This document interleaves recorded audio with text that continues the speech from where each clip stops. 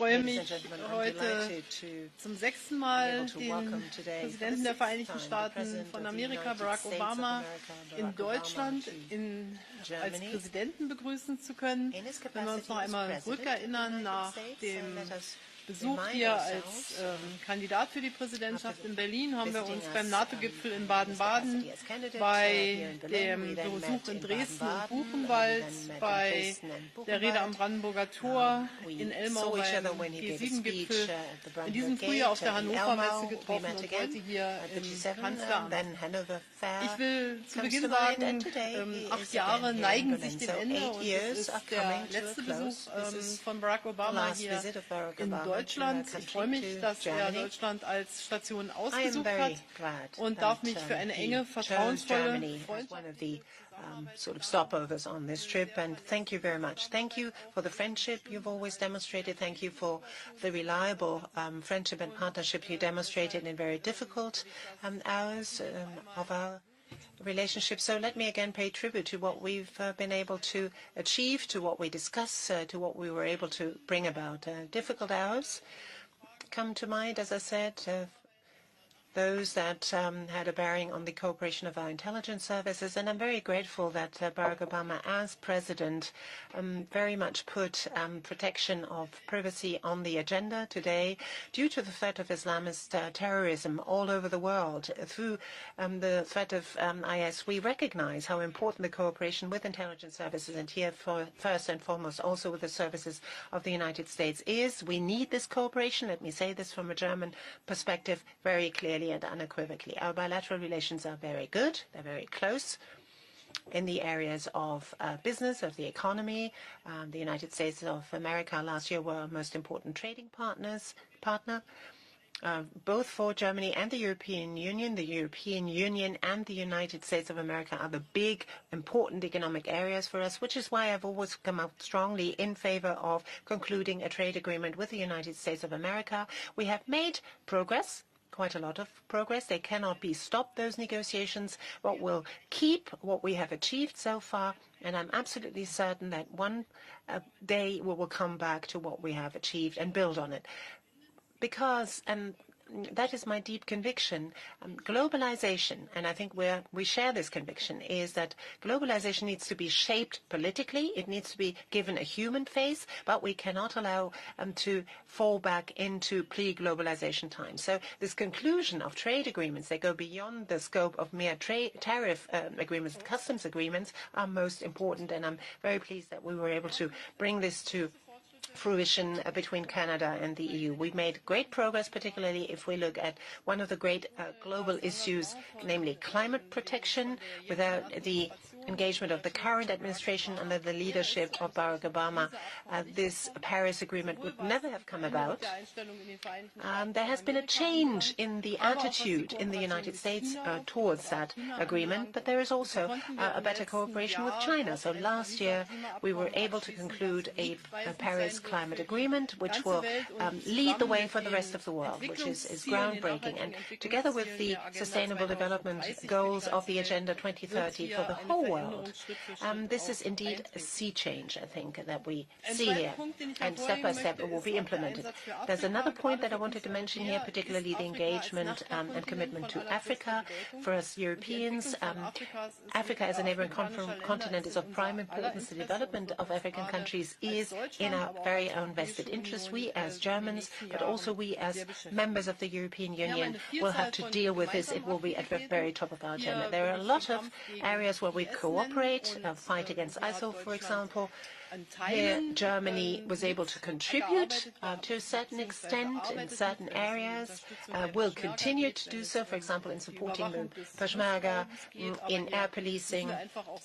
But we also have to acknowledge that the United States of America bear most of the burden. They bear the brunt of this responsibility. So I take your remarks very seriously, Barack, that the European Union as a whole, but also Germany, needs to recognize that this is our alliance, our common alliance, our transatlantic alliance, that we have to step up our engagement, because in the long run we will not be allowed to accept this imbalance as regards the contributions we give to this alliance. And we have understood this message and we have started to react. We have worked very closely together, for example, in Afghanistan. We're continuing to do so.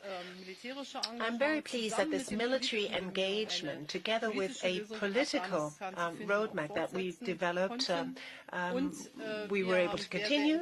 We want to bring about a political solution there. We work very closely together on the issue of annexation of Crimea and Russia's attempt to actually conquer Ukraine, and actually they did so, conquer part of the territory. We tried to come to a peaceful settlement here on this. So our interests are very much aligned. Our attempts of cooperation are very much aligned. We continue to build on what we've already achieved in these last months of the administration, and we will continue also with the new administration. This is the end of an 8-year cooperation that was very close indeed. From a German point of view, German-American and European-American relations are a pillar of our foreign policy. And foreign policy that is obviously guided by interests, but that is very much also committed to shared values. So we have a platform, democracy, freedom, respect of human rights that we would like to see respected all over the world, and also a peaceful world order. We have shared those values, we continue to share those values, and obviously we will continue to cooperate with the new administration. But today, I think a word of gratitude is at hand. Thank you very much for this very close, very intensive cooperation. It's wonderful to be back in Berlin. This is my 6th visit to Germany. It will not be my last. I have somehow continued to miss Oktoberfest, so that's probably something that is better for me to do as a former president rather than as president. I'll have more fun. It's also wonderful to be back with my great friend and ally, Chancellor Merkel. As I reflect back over the last 8 years, I could not ask for a steadier or more reliable partner on the world stage, often through some very challenging times. So I want to thank you for your friendship, for your leadership, and your commitment to our alliance. And I want to thank the German people for the incredible partnership that our countries have been able to establish all these years. Last week marked the 27th anniversary of the fall of the Berlin Wall. The United States was proud to stand with the people of Germany as this nation and this continent reunited and rebuilt and reached for a better future. And it's a reminder that the commitment of the United States to Europe is enduring, and it's rooted in the values we share, values that Angela just mentioned. Our commitment to democracy, our commitment to rule of law, our commitment to the dignity of all people in our own countries and around the world. Our alliance with our NATO partners has been a cornerstone of U.S. foreign policy for nearly 70 years, in good times and in bad, and through presidents of both parties, because the United States has a fundamental interest in Europe's stability and security. The commitment that Angela and I share to this guiding principle has formed the basis for our conversations this afternoon. We discuss our efforts to keep our countries competitive and to create jobs and opportunity on both sides of the Atlantic. The negotiations on agreements like TTIP have been challenging, and obviously at a moment when there's concerns about globalization and the benefits that accrue to particular people, it is important that those negotiations and channels of communication remain, because ultimately what we have shown over the last several decades is that markets and trade and commerce can create prosperity in all of our countries, that it's not a win-lose situation, but it can be a win-win situation. And at a time when the European project is facing challenges, it's especially important to show the benefits of economic integration by continuing to invest in our people and working to reduce inequality, both within and across our countries. I reiterated our hope that negotiations over the United Kingdom's exit from the EU will be conducted in a smooth and orderly and transparent fashion and preserve as closely as possible the economic and political and security relationships between the UK and EU. And I continue to believe what I said in Hanover, that the EU remains one of the world's great political and economic achievements, and that those achievements should not be taken for granted, that they need to be nurtured and cultivated and protected and fought for, because the achievements that we've seen on this continent, in contrast to a divided Europe of the previous century, are ones that remind us of how important it is that we work together and that we are willing to uphold principles that have resulted in unprecedented prosperity and security throughout Europe and around the world.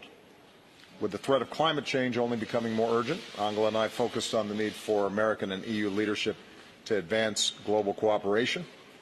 Both of our nations were proud to join the Paris Climate Agreement, which the world should work to implement quickly. Continued global leadership on climate, in addition to increasing private investment in clean energy, is going to be critical to meeting this growing threat. Of course, we discussed our commitment to meeting shared security challenges, from countering cyber threats to ensuring that Iran continues to live up to the terms of the Iran nuclear deal.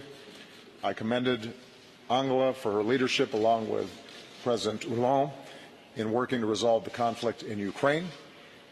We continued to stand with the people of Ukraine and for the basic principle that nations have a right to determine their own destiny, and we discussed the importance of maintaining sanctions until Russia fully complies with the Minsk agreement.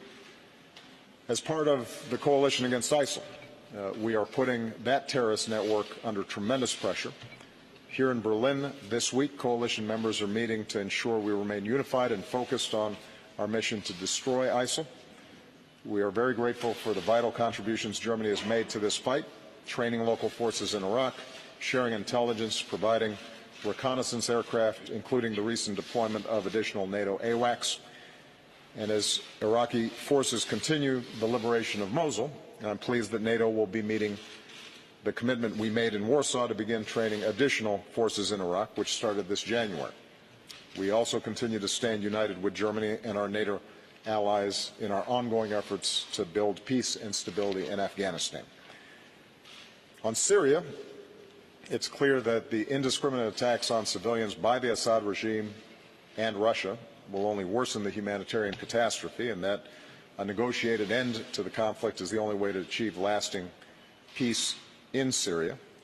Angela and I also agreed the need for a comprehensive and humane response to the devastating humanitarian crisis in Syria and for the influx of migrants and refugees from around the world.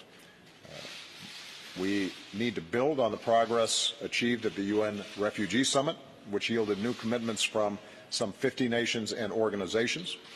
The United States is doing our part by increasing the number of refugees we resettle, and I want again to commend Angela and, more importantly, the German people for the extraordinary leadership and compassion that you have shown in the face of what I know is a very difficult challenge.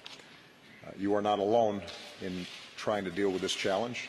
This is not an issue that any one country should bear, but is in need of an international response, and I not only intend to make sure that we have put in place more robust support from the United States, but I'm hoping that that continues beyond my administration.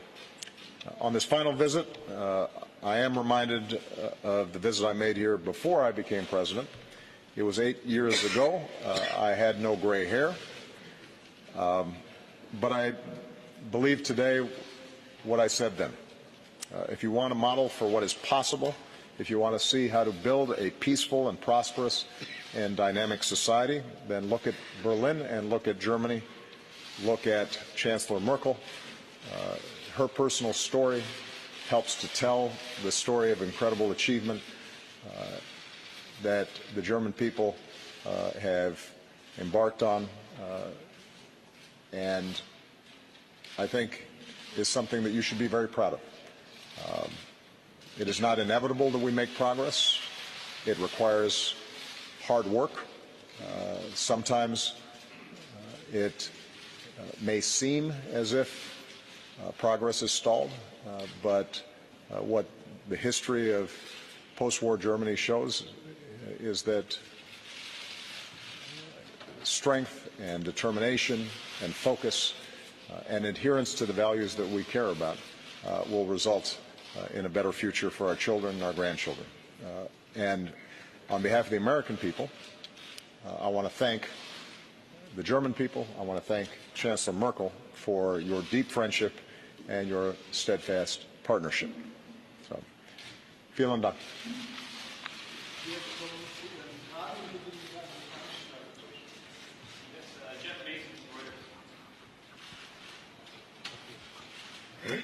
Thank you very much. Mr. President, you and the President-elect have very different views on Russia.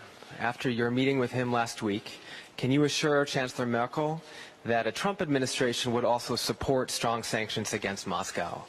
Similarly, what have you told President Putin about Russia's influence on the U.S. election, and how would you advise European countries to deal with the same threat? And lastly, if I may, would you like to see your friend Chancellor Merkel run for re-election next year? Frau Merkel, eine Frage auf Deutsch. Pulling out your German, showing off. Has the American president calmed you in the sense that on the policy of his successor on climate change and Russia, he has allayed your fears? And are you concerned that the common European policy towards Russia will collapse? And after the election of Mr. Trump, would you, as a sign of stability, wouldn't you actually have to declare that you are going to be a candidate again? Well, I try to make it a rule not to meddle in other people's politics. All I can say is that Chancellor Merkel has been an outstanding partner. And,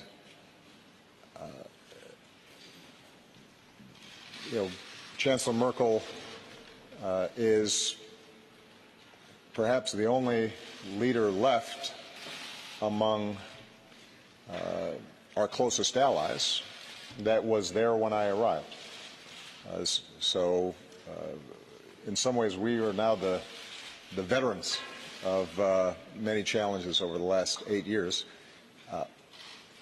And although we have not always been in sync on every issue, in terms of our core values, in terms of her integrity, her truthfulness, her thoughtfulness, her doing her homework, knowing her facts, her commitment to looking out for the interests of the German people first, but recognizing that part of good leadership on behalf of the nation requires engaging the world as a whole and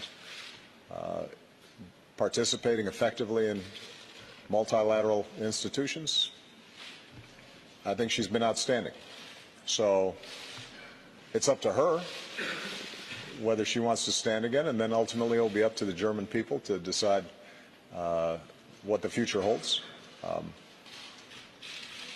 If I were here and I were German and I had a vote, I might support her.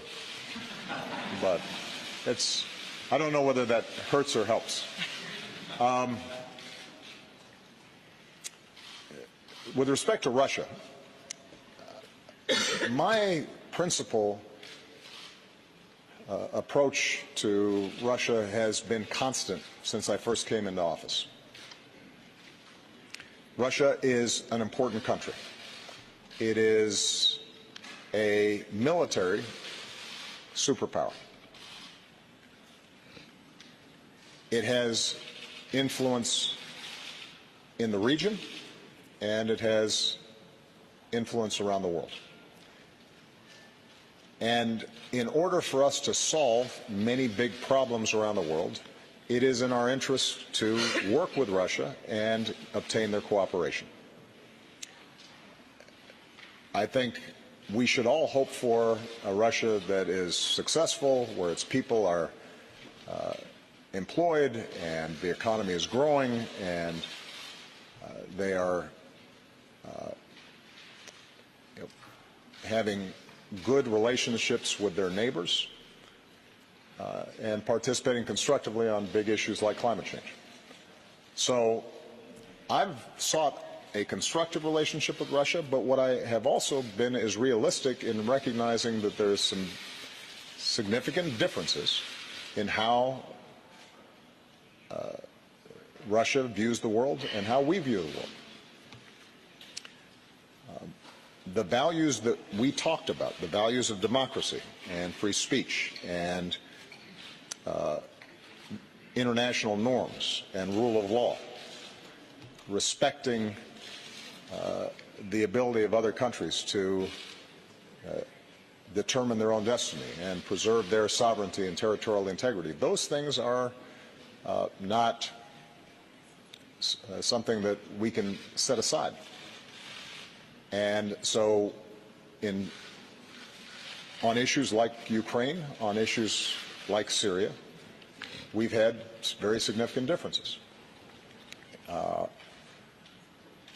And my hope is that the President-elect coming in takes a similarly constructive approach, finding areas where we can cooperate with Russia, where our values and interests align, but that the President-elect also is willing to stand up to Russia where they are deviating from our values and international norms. I don't expect that the President-elect will follow exactly our blueprint or our approach, but my hope is that he does not simply take a realpolitik approach and suggest that, if we just cut some deals with Russia, even if it hurts people or even if it violates international norms or even if it leaves smaller countries vulnerable or creates long-term problems in regions like Syria, that we just do whatever is convenient at the time. And that will be something that I think we'll learn more about as the President-elect puts his team together. I am encouraged by the President-elect's insistence that NATO is a commitment that does not change, and his full commitment to NATO as the foundation for our international security, I think, is very important. And finally, in terms of my conversations with President Putin, these are conversations that took place before the election. As I indicated, there has been very clear proof that they have engaged in cyber attacks. This isn't new.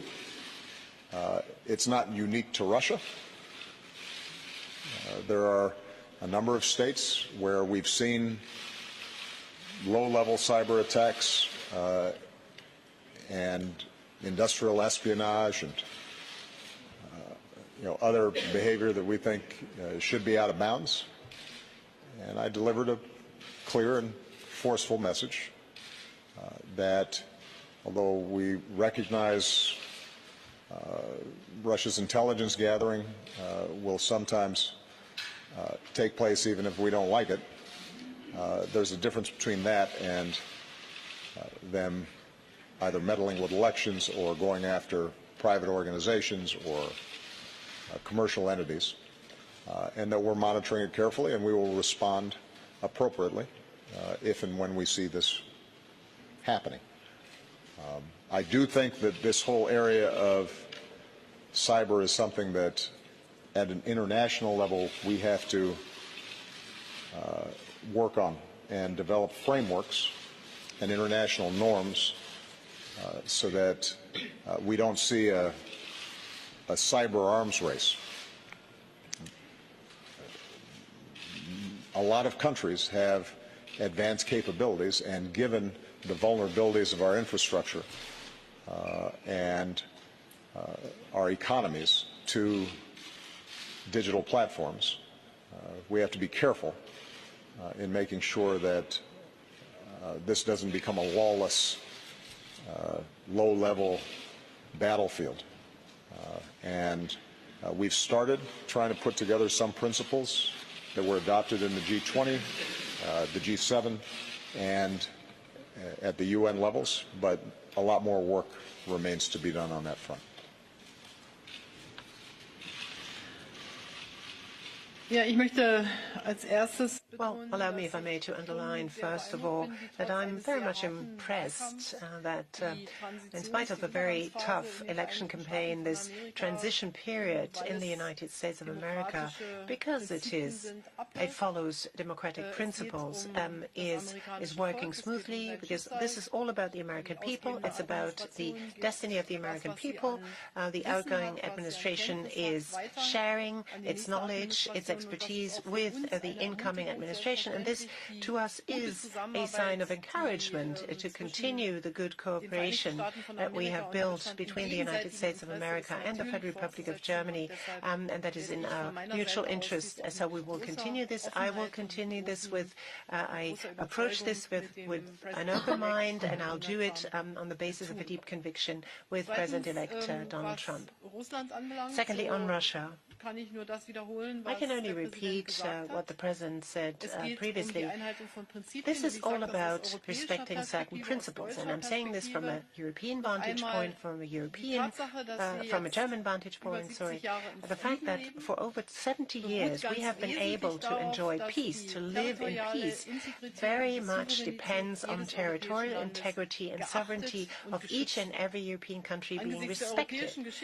In view of European history, the reverse would be the start of a very bitter road down a slippery slope, and we have to nip this in the bud. We have to stand up resolutely against any such attempts, but we are pinning our hopes on political efforts. This is why we launched the Normandy process in close coordination with the United States of America, and particularly from a German perspective, from a European perspective. I can only say again, Russia is our neighbor.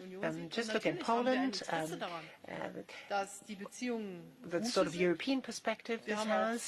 So we have an interest in seeing this relationship be a good one. We have a lot of historical ties, of course, a history that we share. But this mustn't keep us from, wherever we feel there are very grave differences of opinion, to raise them with them. But again, with political means, and always trying to work for political settlements. And this is what I'm going to continue to work on with all my heart. So on the question whether I will put up a candidacy, I will do this at the appropriate time, and this is not today.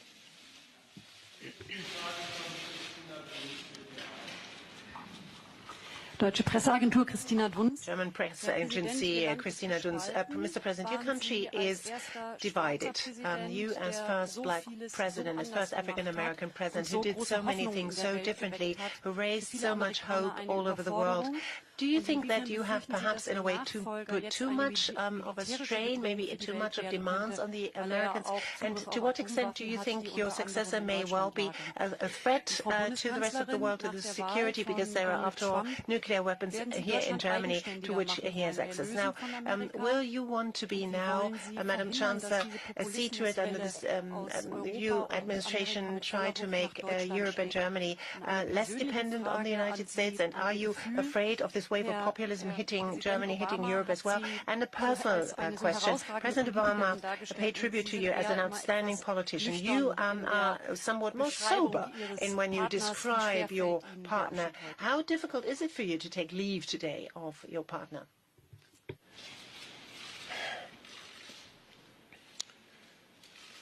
My guiding principle as president has been to try to do the right thing, even when it's not politically convenient, to look at long-term trends in our economy, in our society, in the international sphere, and using my best judgment, shape policies that will serve the American people, keep them safe, keep our economy growing, put people back to work, and best ensure peace, cooperation, and stability around the world. And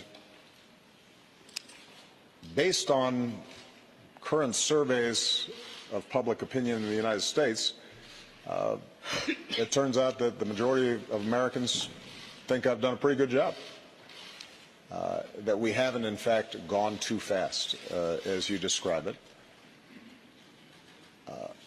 But what is certainly true is that the American people, just like the German people, just like the British and people around the world, are seeing extraordinarily rapid change. The world is shrinking, economies have become much more integrated, and demographics are shifting. Because of the internet and communications, the clash of cultures is much more direct. People feel, I think, less certain about their identity, less certain about economic security. They're looking for some means of control. And what that means is that the politics in all of our countries is going to require us to manage technology and global integration and all these demographic shifts in a way that makes people feel more control, that gives them more confidence in their future, but does not resort to simplistic answers or divisions of race or tribe or a crude nationalism, which I think can be contrasted to the pride and patriotism that we all feel about our respective countries. I think that our politics everywhere are going to be going through this bumpy phase. But as long as we stay true to our democratic principles, as long as elections have integrity, as long as we respect freedom of speech, freedom of religion, as long as there are checks and balances in our governments so that the people have the ability to not just make judgments about how well government is serving them, but also change governments if they're not serving them well, then I have confidence that over the long term, progress will continue. And I think it's especially important for those of us who believe in a world where we're interdependent, that believes in mutual interests and mutual respect between nations.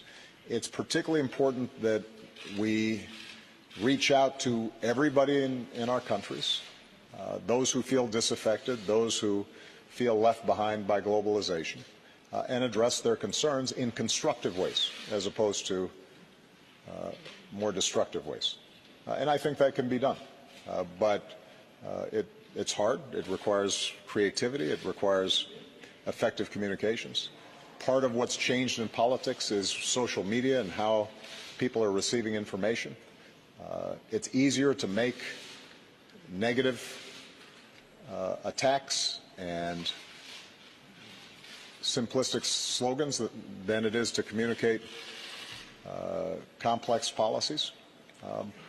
But we'll figure it out. So ultimately, I remain optimistic about not just America's futures, but the direction that the world is going in. And part of what makes me most optimistic is if you look at the attitudes of young people. Across the board, young people are much more comfortable with respecting differences. They are much more comfortable with diversity. They are much less likely to express attitudes that divide us between us and them. They see themselves as part of a global economy that they can navigate successfully, and are showing enormous creativity and entrepreneurship and working with each other across borders. So that's where the future is, but we have to create that bridge to the future, and that means making sure we're paying attention to the wages of workers in countries, and making sure that we're investing in their education and their skills, that we are growing the economy in smart ways and rebuilding our infrastructure and investing in science and development, and that we stay true to those values that helped get us here. And if we do that, I think we're going to be fine.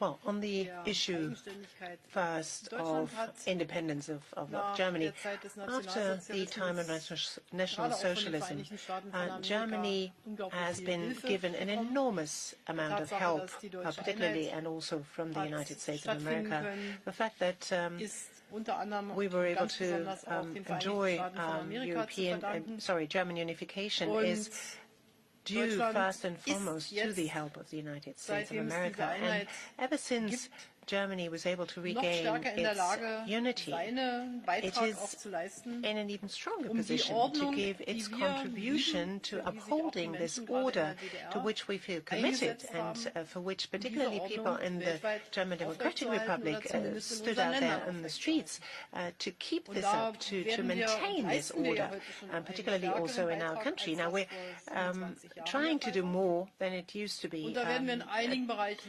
26 years ago. And there are a number of other areas where we have to also make a stronger contribution. We will all have to do more in development cooperation. It's important that these disparities in the living conditions cannot be allowed in this digital period to be too marked.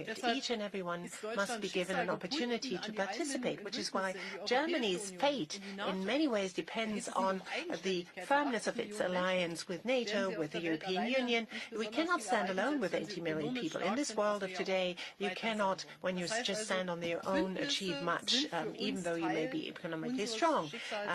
So alliances are part of our destiny as a nation, part of our future as a nation, and this is what guides me in my policy, what guides my government as a whole. Secondly, this wave of populism that seems to engulf us. Well, look at and that seems, in your words, to come from the United States. Look at the European Parliament. There are a lot of people who are looking for simplistic solutions, who are sort of preaching policies of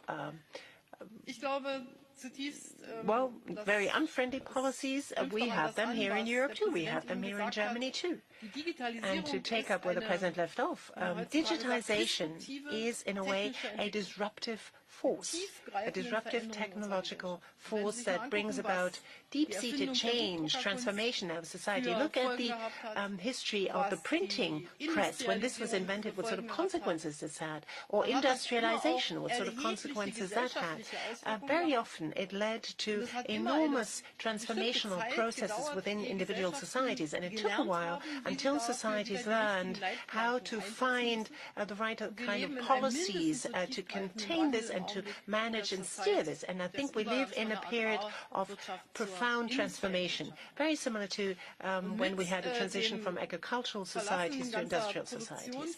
Now, when we, for example, see shifts of huge production lines from certain areas to other countries, people tend to ask the question, where's my place in this modern world? We have this here, this tendency in our country, we have it in other countries, trying to keep a society together trying to keep the older and the younger people together, trying to keep those who live in rural areas together with those who live in cities is one of the most important and most noble tasks of politicians these days, trying to see to it that each and everyone can find his or her place. But those that are belong purportedly to certain groups say we are the people and not the others. That is something that we cannot allow to happen. That is something that I think at the time in the GDR, at the time when we had this in the GDR, where the people stood in the street and said we are the people, that was something that filled me with great joy. But the fact that these people have hijacked it certainly is not something that fills me with great joy. We have to find new ways of addressing people, new ways of getting into contact with people, but I'm optimistic that we will be able to do so. Now, taking leave from my partner and friend, well, yes, it is hard. If you've worked together with somebody very well, leave-taking is very difficult. But we are all politicians. We all know that democracy lives off change. So in the United States of America, the Constitution has very clear stipulations on this. It's a tough rule, 8 years, and that's it. Out goes the president and a new one comes in. So if it's in the German interest to have good transatlantic relations, well, the task is also to look ahead. But our personal, we have freedom of movement in the whole of Germany. So if we want to see each other, well, I'm game. So we're not completely out of this world, as we would say. All right. Next question will come from Margaret Brennan. Thank you very much, Mr. President. You've spoken a great deal about what you've characterized as kind of a crude form of nationalism, perhaps on the rise. I'm wondering if you would advise some of those protesters at home to stop demonstrating against some of the charged rhetoric that has been used by Donald Trump. And I'm wondering as well if you've advised your successor to be extra mindful of what you see as some very worrisome trends, particularly when it comes to making his own potentially powerful staff picks. Lastly, sir, in these final weeks of your presidency, do you believe you have any leverage to stop Bashar al-Assad and Vladimir Putin from continuing to bomb Aleppo? Chancellor Merkel, I'd like to ask you, Bashar al-Assad has described Donald Trump as a natural ally. Your own foreign minister has described Donald Trump as a preacher of hate. I'm wondering, would you tell Americans that they now have a perception problem?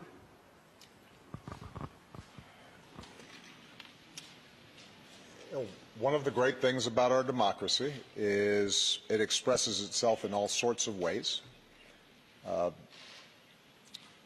And that includes people protesting. I've been the subject of protests during the course of my 8 years, and I suspect that there's not a president in our history that at some point hasn't been subject to these protests. So I would not advise people who feel strongly or are concerned about some of the issues that have been raised during the course of the campaign. I wouldn't advise them to be silent. What I would advise, what I advised before the election and what I will continue to advise after the election, is that elections matter, voting matters, organizing matters, being informed on the issues matter. And what I consistently say to young people, I say it in the United States, but I'll say it here in Germany and across Europe, do not take for granted our systems of government and our way of life. I think there is a tendency, because we have lived in an era that has been largely stable and peaceful, at least in advanced countries, where living standards have generally gone up, there is a tendency, I think, to assume that that's always the case. And it's not. Democracy is hard work. In the United States, if 43% of eligible voters do not vote, then democracy is weakened. If we are not serious about facts and what's true and what's not. And particularly in an age of social media where so many people are getting their information in sound bites and snippets off their phones. If we can't discriminate between serious arguments and propaganda, then we have problems. If people, whether they are conservative or liberal, left or right, are unwilling to compromise and engage in the democratic process and are taking absolutist views and demonizing opponents, then democracy will break down.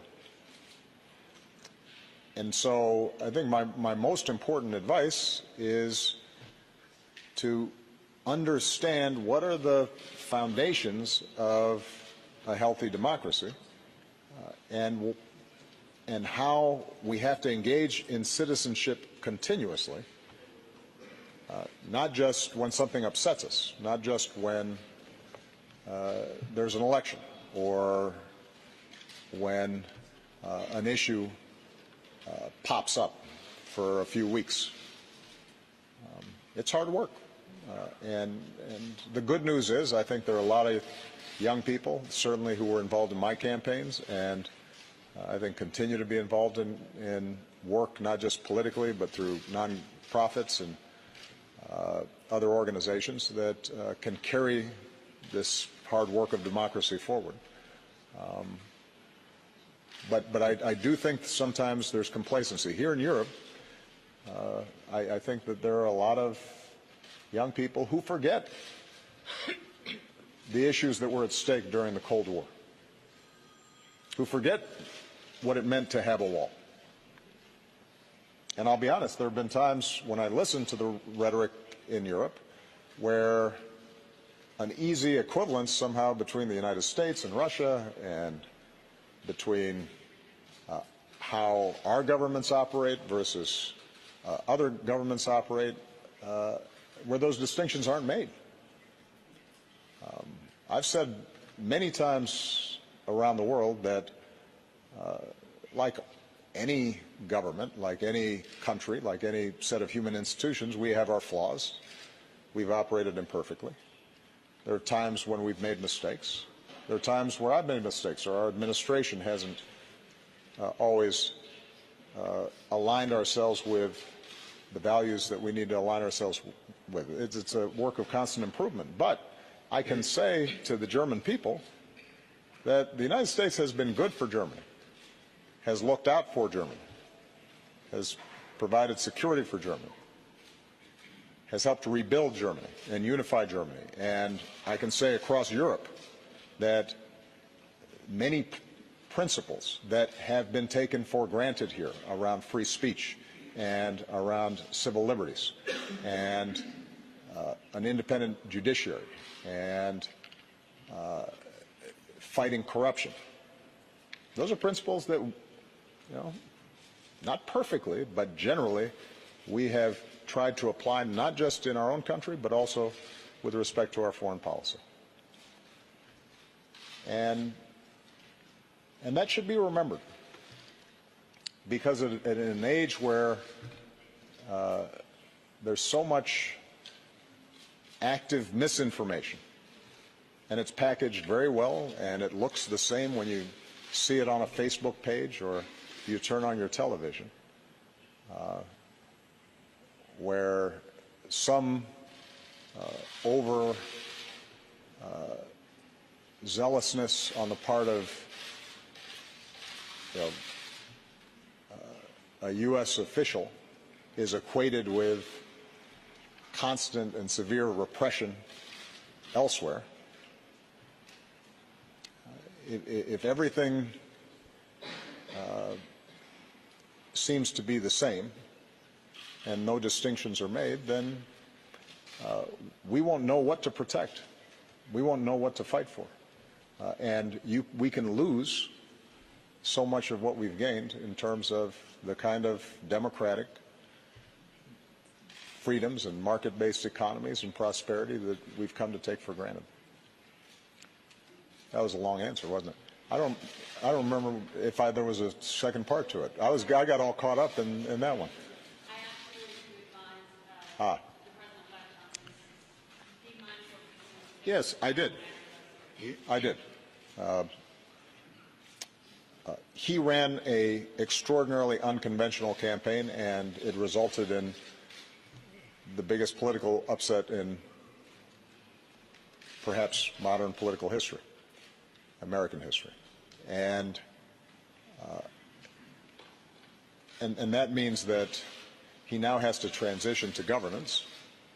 And what I said to him was that what may work in generating enthusiasm or passion during elections may be different than what will work in terms of unifying the country and gaining the trust even of those who didn't support him. And he's indicated his willingness to his understanding of that, but you're absolutely right that has to reflect itself not only in the things he says, but also how he fills out his administration. And my hope is that that's something that he is thinking about, because not only is the President of the United States somebody that the entire country looks to for direction, but sets the agenda internationally in a lot of ways. With respect to Syria, we are going to continue to work as we have over the last 5-6 years to push towards a political transition and settlement. It would be naive of me to suggest that with Russia committed militarily as it is to supporting what in many cases are barbarous tactics by the Assad regime to crush the opposition, the sort of indiscriminate bombing that we've been seeing, not just in Aleppo, but in many parts of the country over the last several years, it would be naive of me to suggest that there's going to be a sudden 180-degree turn in policy by either Assad or Russia or Iran at this point. But we are going to continue to make the argument. We are going to continue to try to find humanitarian steps that can reach the people there. We're going to continue to try to obtain cessations of hostilities that lessen the human tragedy and the migration that's taking place. But ultimately, the way this is going to be resolved is going to have to be a recognition by Russia and a willingness to pressure Assad that a lasting, durable peace with a functioning country requires the consent of people. You cannot purchase people's consent through killing them. They haven't made that transition yet, but we're going to keep on trying. Ja, ich kann, glaube ich, für die ganze I think I can speak for the whole of the federal government when I say that we are no longer in in election mode in the United States. We're in post-election mode. There is an interest of the Federal Republic of Germany to cooperate well with the United States of America. This goes for each and every president on the basis of shared values, and I believe that these are indeed shared values and should be shared values. So as to my position on President Assad, Assad as president has actively tried to kill his own people. He has bombed them with barrel bombs in a most terrible way. He has brought untold suffering over his people. If you look at Aleppo and other places, when you talk to the many Syrian refugees who have fled here to Germany, they will be able to tell you their own personal story. And the majority of them, the great majority of them, fled from Assad. And most of them not even fled the IS. So I don't see him as an ally. Vielen Dank. Herr Präsident, Thank you very much, Mr. President.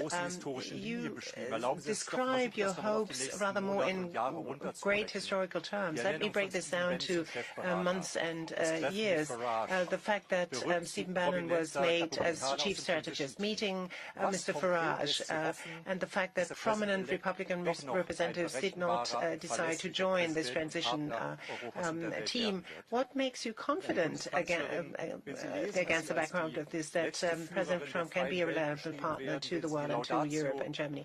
Now, Madam Chancellor, if you hear those words of praise of the President with regard to you,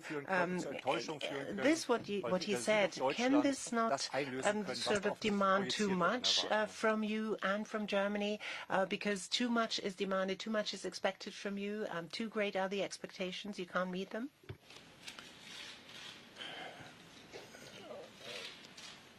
I'm always optimistic.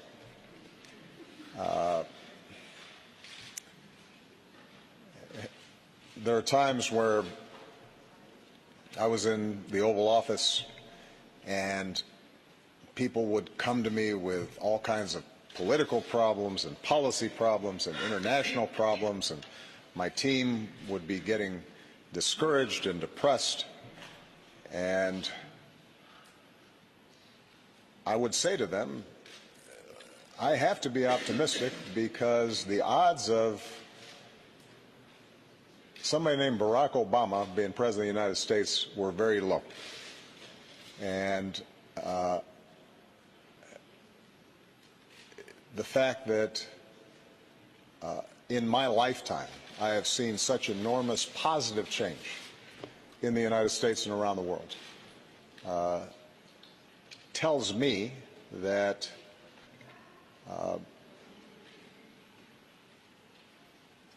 although history does not travel in a straight line, it moves in the direction of justice and freedom and a better life for people. But we have to fight for it. We have to work for it. What makes me cautiously optimistic about my successor and the shift from campaign mode to governance is there is something about the solemn responsibilities of that office, the extraordinary demands that are placed on the United States, not just by its own people, but by people around the world, that forces you to focus, that demands seriousness. And if you're not serious about the job, then you probably won't be there very long, because it will expose problems. Even when you're doing a good job, even when you are attentive, there's so many things that come across your desk that people are going to question you, and you're going to have opponents and you're going to have critics. And you figure that out pretty fast when you're sitting there. And I think the President-elect is going to see fairly quickly that the demands and responsibilities of a U.S. President are not ones that you can treat casually. And that in a big, complex, diverse country, the only way that you can be successful is by listening and reaching out and working with a wide variety of people. And so it is my hope that that is what will happen, and I'm going to do everything I can over the next 2 months to help assure that that happens. It is absolutely true that Chancellor Merkel is going to have significant responsibilities, has had extraordinary burdens that she's had to carry. If she chooses to continue, you're right, she will have big burdens. I wish I could be there to lighten her load somewhat, but she's tough. And I I know what it means to carry burdens, because the fact of the matter is that if there are problems around the world, the first question people ask is, why isn't Washington doing something about it?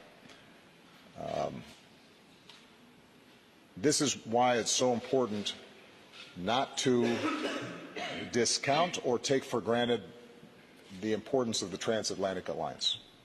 And this is probably the best place for me to end. In international fora, in G20s, in G7s, in the United Nations, the United States and Germany are not always perfectly aligned. America and Europe are not always perfectly aligned. But the voice that speaks out on behalf of some dissident who is jailed halfway around the world, the voice who is expressing concern about some child in an African village who doesn't have clean drinking water or is subject to some terrible disease, the voice that insists on rules and norms governing international affairs, the voice that helps to steer the world away from war wherever possible. That's our voice, more often than not. And we're not always successful. But if that voice is absent, or if that voice is divided, we will be living in a meaner, harsher, more troubled world. And we have to remember that. And whoever is the U.S. president, and whoever is the Chancellor of Germany, and whoever is the leader of other European nations and other democracies around the world, they need to recognize that. There are going to be forces that argue for cynicism, for looking the other way with somebody else's problems, that are not going to champion people who are vulnerable, because sometimes that's politically convenient. And if we don't have a strong transatlantic alliance that's standing up for those things, we will be giving to our children a worse world. We will go backwards instead of forwards. So whoever the U.S. president is, whoever the Chancellor of Germany is, we need to remember that, and our citizenry, who decide who our presidents and chancellors are, need to remember that.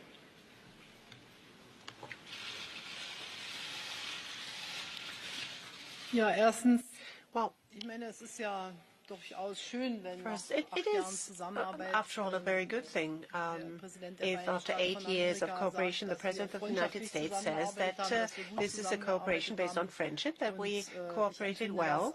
I feel that this is a very good, a very positive message, and indeed an encouragement for me.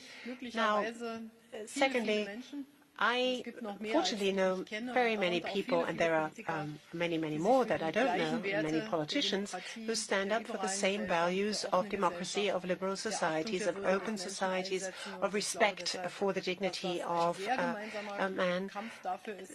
And I feel that we are in a community of people here who stand up for these values, who try to maintain them, and wherever they are not yet respected, stand up for people's rights to enjoy them as well. And this is worth every effort.